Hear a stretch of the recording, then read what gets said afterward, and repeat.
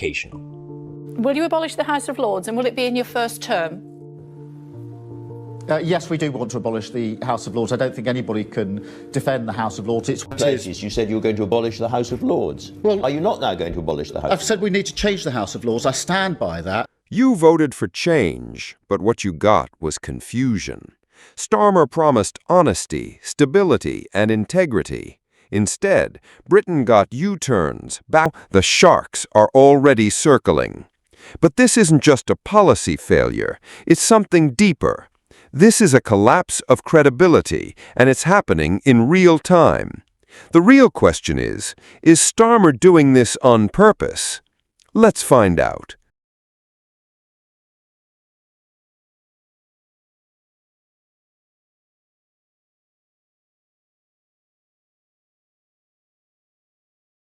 Let's go straight over now to the political correspondent of The Sun, Martina Bett. Welcome, Martina. Good morning, Kevin. Well, look, let's talk about your colleague, Harry Cole. He's written his excellent column in The Sun this morning, and his headline is "Flip-flop PM is all at sea as sharks circle."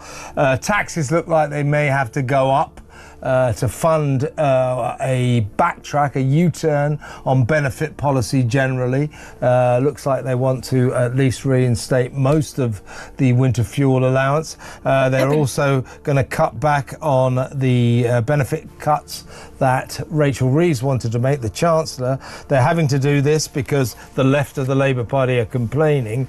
But it just makes the Prime Minister look like a man of straw who just blows with the wind. Whatever you want, I can do it. As Harry says, you know, those are my principles, and if you don't like them, well, I have others. That sums Keir Starmer up. You never quite know what he stands for, but basically what he really stands for is I'll do anything to stay in power. That's right. That's how Harry put it in his brilliant column today. You know, he dubbed Keir Starmer the Groucho Marx Prime Minister. And as you said, you know, he goes, these are my principles, and if you don't like them, well, I have others. And, you know, I think that's exactly the problem. And we've seen with this U-turn on winter fuel, you know, where first Labour threatened to take away the payment from 10 million pensioners, then backed off, basically has managed to alienate everyone. You know, they've taken the political hit, burned the public trust, and now won't even get the savings or the market credibility that they were aiming for, as Harry put it. So, you know, it's self-sabotage. It's quite pattern, actually, because as Harry, again, put it, you know, there's a long list of Labour Labour floated the idea of taking away winter fuel payments, then suddenly reversed course. But let's not pretend this was some innocent miscommunication. This was a test. Starmer's team wanted to see how much pain they could inflict on pensioners before the public pushed back. And when the backlash hit, only then did he blink. And this isn't the first time. He promised public ownership of energy and rail, now gone. He vowed to scrap tuition fees. Instead, he scrapped the promise. He stood with Black Lives Matter, then quickly backed away. Flip, flop, betray, repeat. You have already talked about raising taxes on the top 5%. How much would you raise it by? I've said that we should raise tax for those that have more. Income tax, would it go up under a Labour government? And then national insurance? No, I don't want income tax to go up under. The pattern is clear. Starmer will sell out anyone. Pensioners, students, minorities, unions, if it gets him one more headline. This isn't about a single U-turn. This is a prime minister who governs by chasing polls, not standing on principles. Every time he reverses course, he's not fixing a mistake. He's exposing exactly who he serves. And it's not you. Because I think you were discussing this earlier with your previous guest, Simon, that it's a credibility crisis because, you know, now that they're looking at reversing with this winter fuel cut and then the child benefit, that could be a 5 billion hole in the public finances. And we know that the public finances are not going that well. Borrowing went up last week.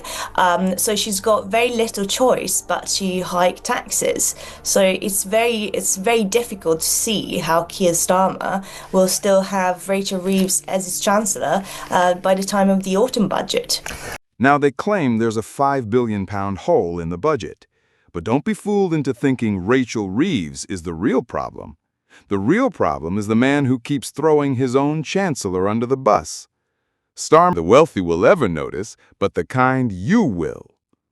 Just this month, HMRC was told to expand audits on self-employed workers and small businesses. Starmer won't tax oil giants, but he'll come after your side hustle. He promised no tax hikes for working families, yet now he's inventing new ways to squeeze every last penny from the middle class.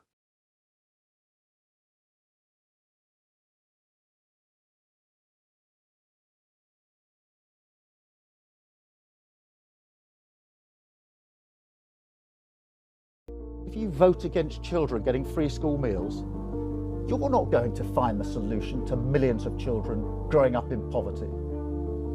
But on free school meals, a number of boroughs, Wales of course, and the Mayor do provide free school meals. It's a healthy debate in the Labour Party.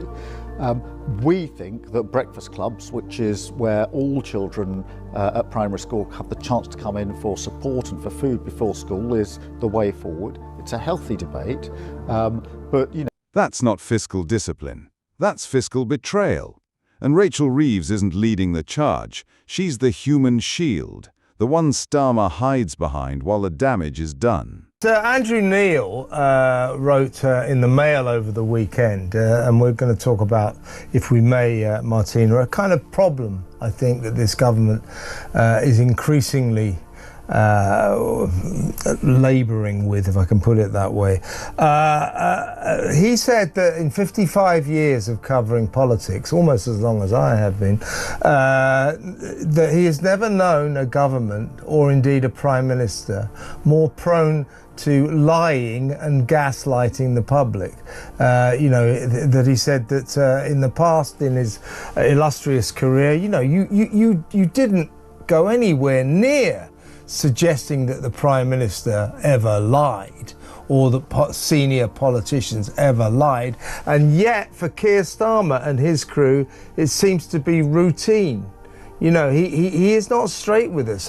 This is a problem, isn't it? That anything he says, so when he says, yes, I will be, you know, we're looking at the winter fuel allowance, and people misinterpret that as a U-turn. I'm not sure it is. We don't actually know what to expect from that statement, because you never know with this guy what the truth is. All he said was there'll definitely be some sort of announcement at the next fiscal event. I assume by that he means the budget. That's October. Going to be a bit late for the winter fuel allowance by then, if you think about it. But you never quite know what this guy means, whether he's telling the truth. Will this happen? Or is it just another headline hunting announcement? Well, I think that's a real problem, because during the general election, and you know, I followed Keir Starmer during the general election campaign, and he wasn't saying, you know, he kept saying that taxes are not going up, but then in terms of public cuts that we knew were coming because were already baked into the books, it would say that they wouldn't, you know, that they would solve that by growing the economy. So they weren't really honest with the public then, and that. Andrew Neil was right. This isn't just political spin, it's a full-blown psychological operation.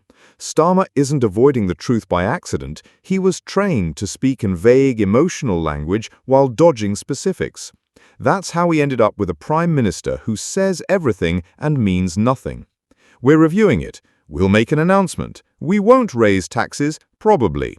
These aren't answers, they're mirrors, designed to reflect whatever the public wants to hear that day.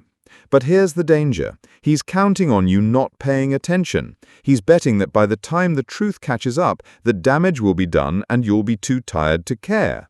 This isn't miscommunication. It finally sinks. Don't blame the crew. Blame the captain who never told them where they were going in the first place. So, what do you think? Can a man who changes his mind this often be trusted to lead a country? Tell us in the comments. How long will we let politicians lie to our faces and then blame the system when they get caught? If you want more videos like this, please like, share and subscribe for the latest on British politics and how it's changing right before our eyes.